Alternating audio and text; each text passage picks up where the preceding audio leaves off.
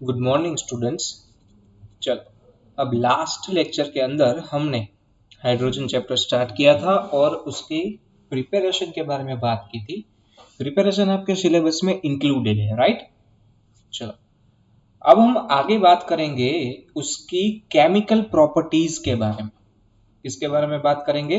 Chemical properties के बारे में।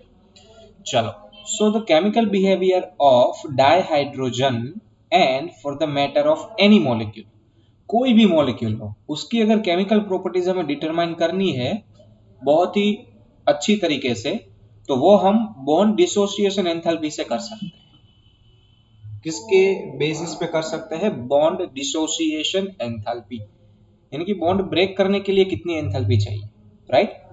सो दैट अब हाइड्रोजन की अगर बात करें तो hydrogen hydrogen bond dissociation enthalpy is the highest for the single bond between two atoms for any element. कोई भी एलिमेंट ले लो, उस एलिमेंट के लिए हाइड्रोजन हाइड्रोजन बॉन्ड की बॉन्ड डिसोसिएशन एंथैल्पी बहुत ही ज्यादा है। तो उसकी वजह से आप क्या कह सकते हो? That it will react less, right? It is because of its factor that the dissociation of dihydrogen into its atom is only near about 0.081% around 2000 Kelvin, which increased to 95.5% at 5000 Kelvin. यानी कि आपको up to 5000 kelvin उसको temperature देना पड़ेगा, तब वो 95.5% dissociated होगा, which is not very much useful for us because 5000 Kelvin is a very much higher temperature. You know that, right? Also, it is relatively inert at a room temperature. अब enthalpy बहुत ज्यादा है bond dissociation, that's why वो room temperature पे inert है because of high HH bond enthalpy. Thus, the atomic hydrogen is produced at high temperature in an electric arc or under ultraviolet radiation. यानी कि अगर आपको हाइड्रोजन एटम्स बनाने हैं H2 से, तो आपको उसको बहुत ही हाई टेम्परेचर देना पड़ेगा या फिर उसको अल्ट्रावायलेट लाइट की प्रेजेंस में रखना होगा. Since its orbital is incomplete with 1s electronic configuration, it does combine with almost all the elements. यानी कि हाइड्रोजन सारे रिएजेंट एलिमेंट से रिएक्शन देता है.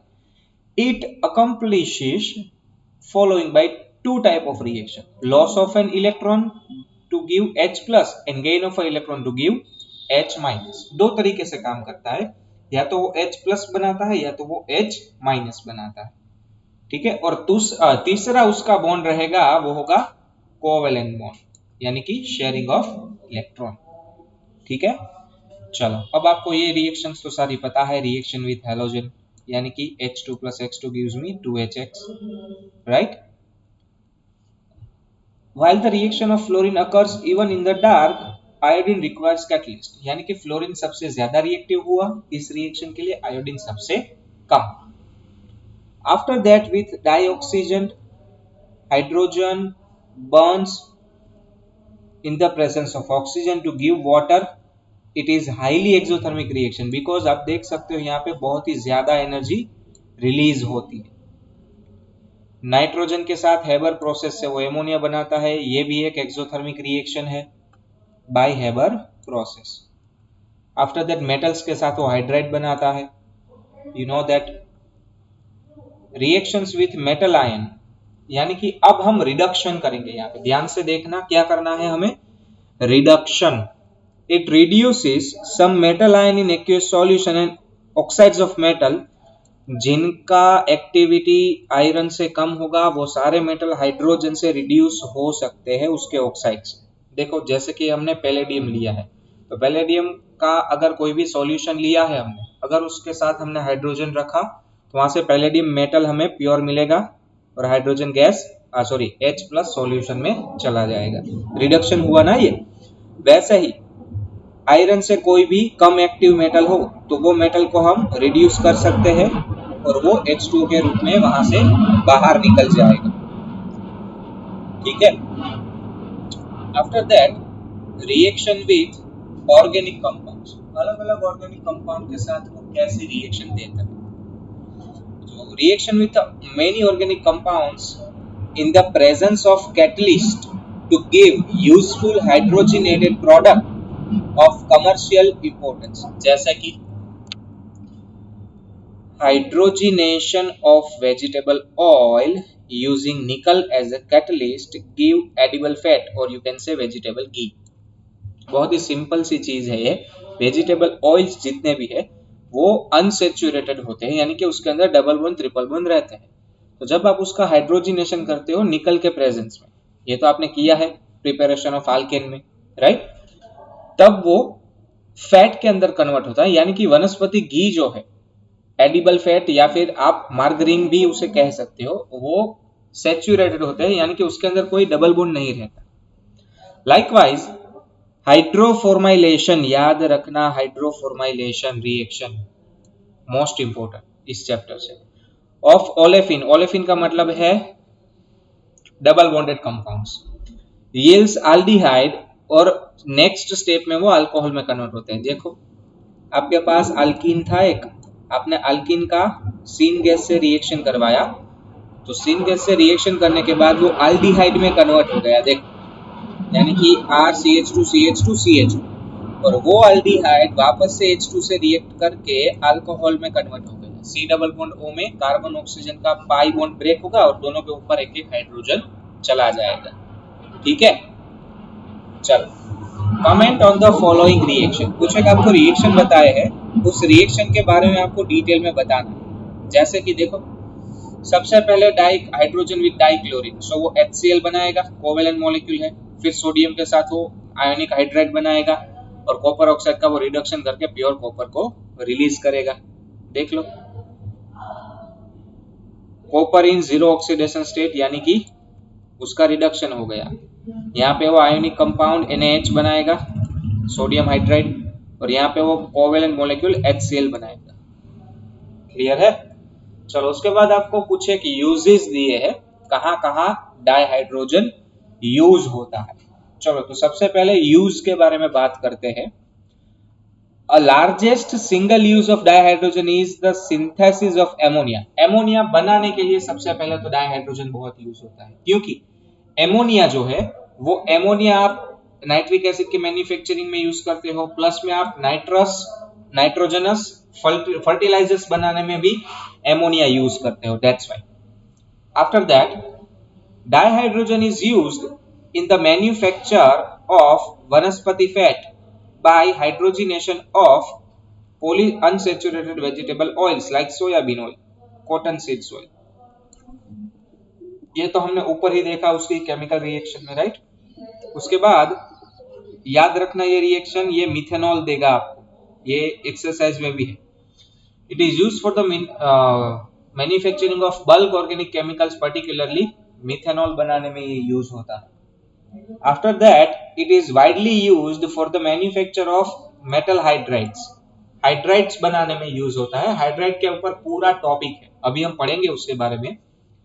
It is used for preparation of hydrogen chloride, HCl बनाने में यूज होता है, जो कि एक बहुत ही इंपॉर्टेंट केमिकल है। आफ्टर दैट मेटलर्जिकल प्रोसेस के अंदर वो कुछ एक लेस एक्टिव मेटल की रिडक्शन करने के लिए यूज होता है, वो भी केमिकल प्रॉपर्टीज में हमने देखा। मेटल ऑक्साइड्स जो है उसका रिडक्शन करके उसमें से वो मेटल बनाएगा। आफ्टर दैट वेल्डिंग में उसका यूज होता है। देखो atomic hydrogen and oxyhydrogen torch find use for cutting and welding purposes। atomic hydrogen atom produced by dissociation of dihydrogen with the help of electric arc are allowed to recombine on the surface to be welded to generate temperature of 4000 Kelvin temperature। बहुत ही high temperature बनाने के लिए इसका use होता है। उसके बाद space research के अंदर एज ए रॉकेट फ्यूल भी उसका यूज होता है। फ्यूल सेल्स बनाने के लिए जो कि इलेक्ट्रिसिटी जनरेट करता है, उसके बहुत सारे यूजेस हैं।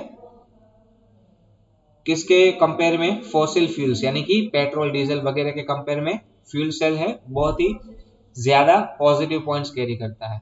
It does not produce any pollution, release greater energy per unit mass of fuel in comparison to gasoline, यानी कि पेट्रोल एंड अदर फ्यूल्स। तो ये सारे यूजेस थे। देखो ये चैप्टर नेक्स्ट लेवल इजी है, आप देख सकते हो यहाँ पे बहुत ही इजी है, right.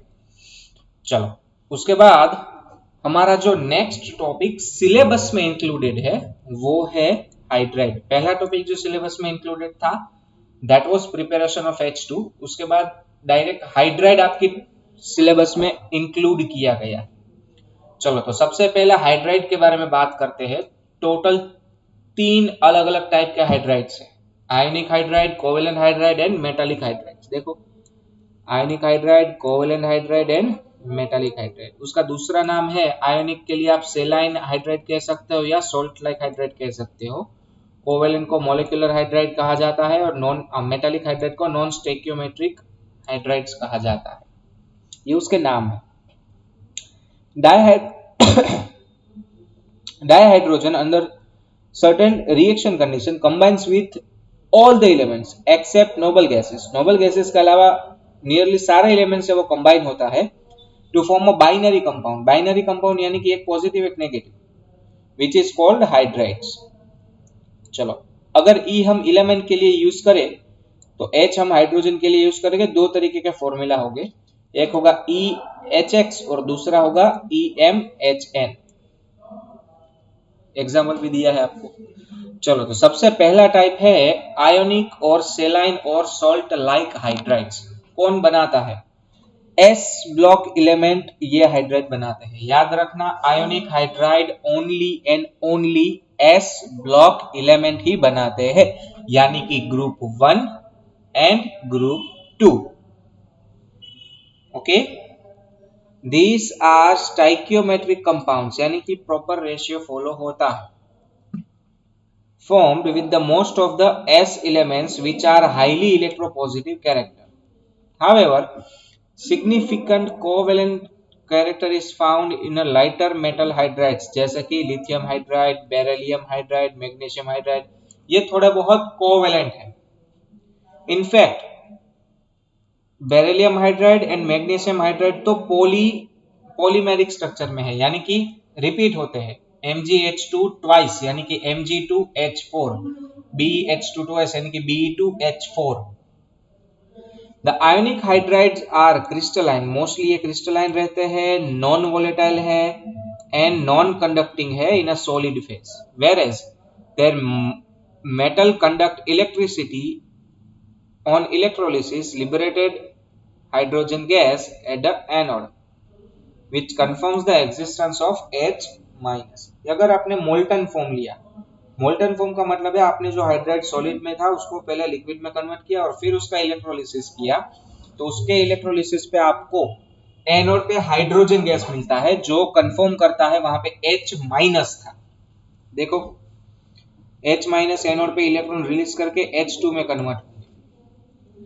Ionic hydrides are violent with the reaction of water and produce hydrogen gas। देख लो NaH को अगर आपने H2O से रिएक्ट करवाया वो NaOH बनाएगा और H2 गैस रिलीज करेगा।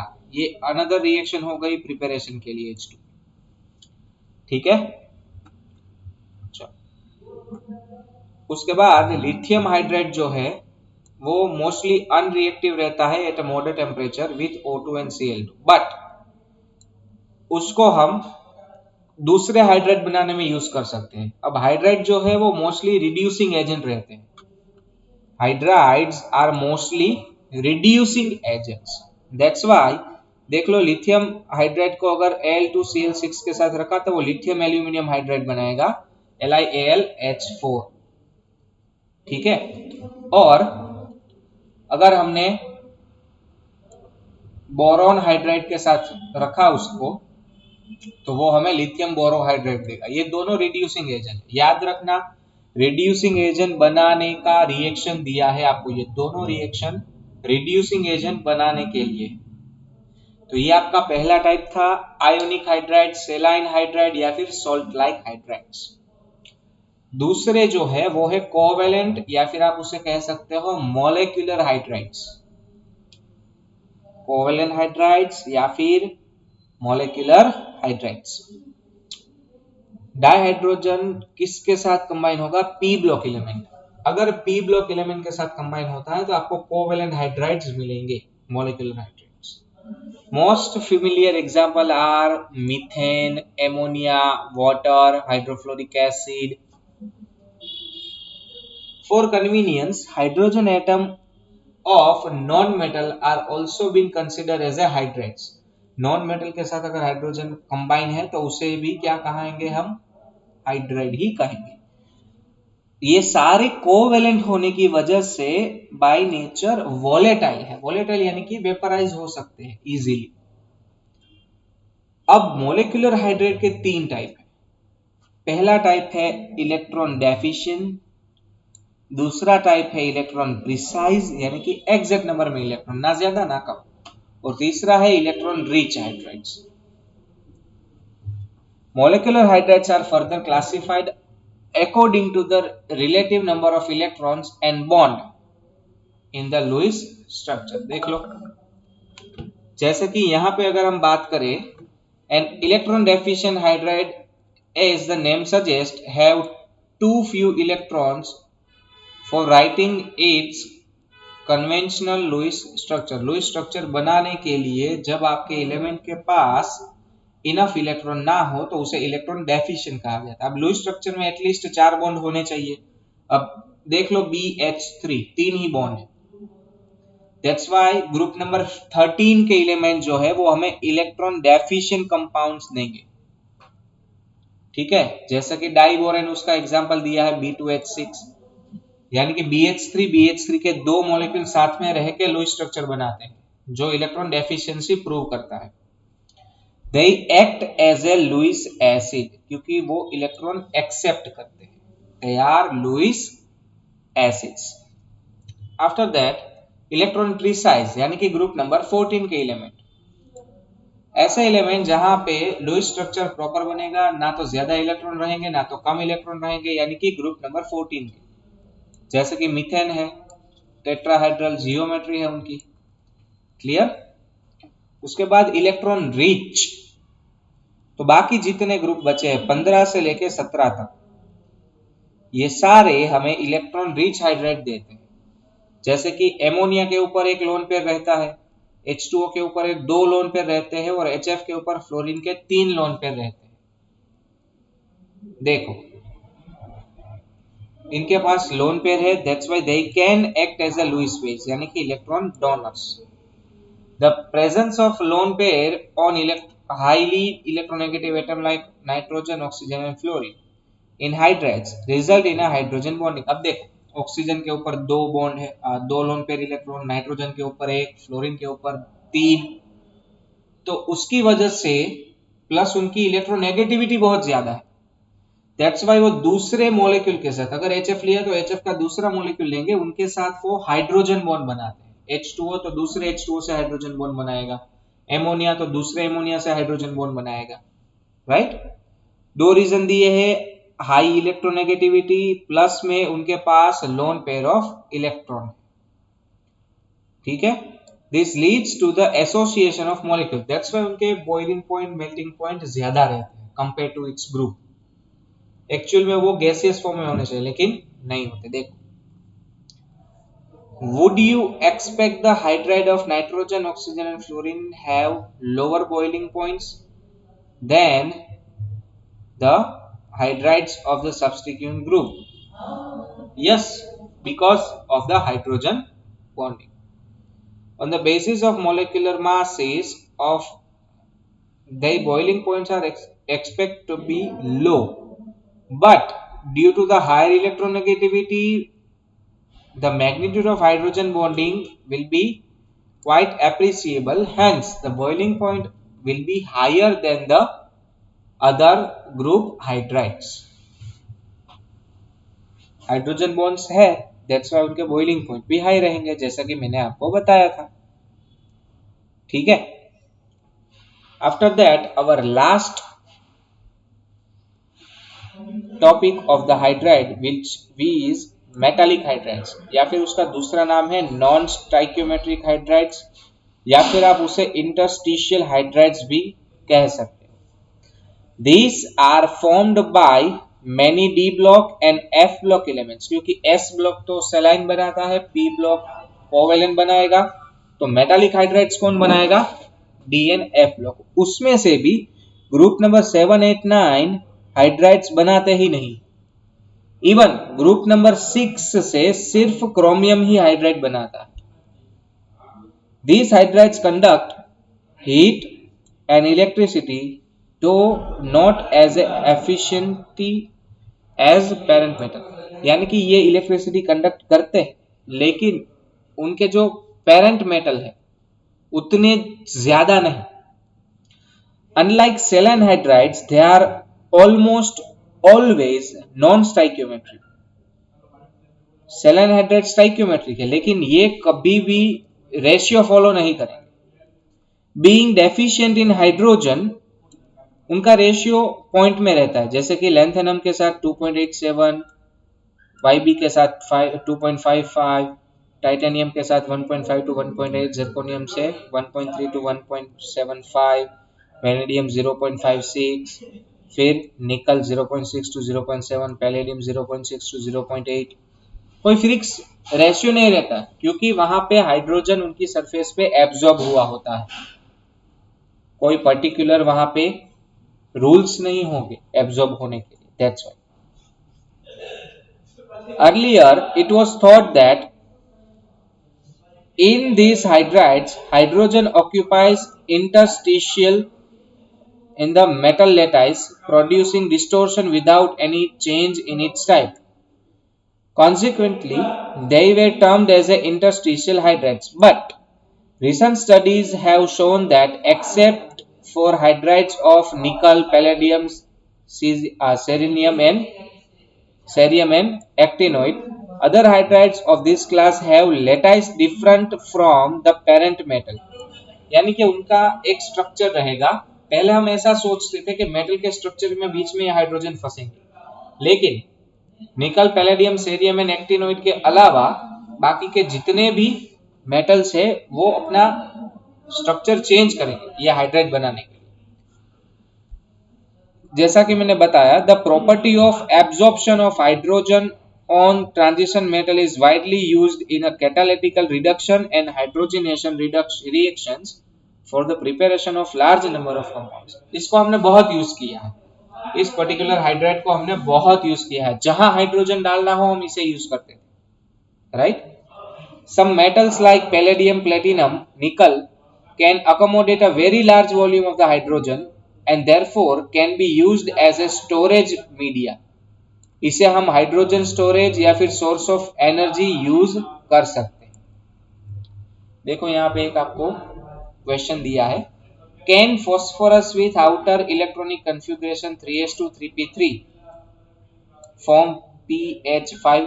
नो, बिकॉज फॉस्फोरस की इलेक्ट्रोनेगेटिविटी बहुत ही ज्यादा है। देखो प्लस में हाइड्रोजन की atomization enthalpy and electron gain enthalpy भी उसको फेवर नहीं करती।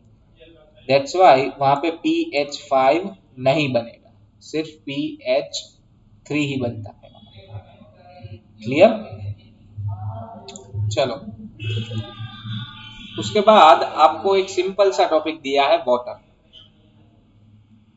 ह्यूमन बॉडी में 65% रहता है, प्लांट्स के सम प्लांट्स के अंदर 95% तक वाटर रहता है। It is very important for us, right. देखो ओशन के अंदर 97.33% पानी है टोटल पानी के। फिर saline lakes and inland seas उनके अंदर 0.008, पोलर आइस 2.04%, ग्राउंड वाटर है 0.61%। जमीन के अंदर लेक्स है वो 0.009% वाटर कैरी करते हैं। सोइल एंड मॉइस्चर, सोइल का जो मॉइस्चर है वो 0.005, एटमॉस्फेयर के अंदर 0.001 और रिवर के अंदर 0.0001। ये हम पीने में यूज करते हैं और देखो उसका अमाउंट सबसे कम वो। उसके बाद कुछ एक प्रॉपर्टीज वाटर की बताई है, it is colourless, it is tasteless, right. चलो आफ्टर दैट अब जो फिजिकल प्रॉपर्टीज है और केमिकल प्रॉपर्टीज है वाटर की, स्ट्रक्चर्स है, ये सारी चीजें हम नेक्स्ट लेक्चर में स्टडी करेंगे, ठीक है। और नेक्स्ट लेक्चर के अंदर ये चैप्टर भी पूरा कंप्लीट हो जाएगा। आई थिंक सो, अगर नहीं होता है तो फोर्थ लेक्चर भी लगेगा। सो मिलते हैं नेक्स्ट लेक्चर में। Thank you so much.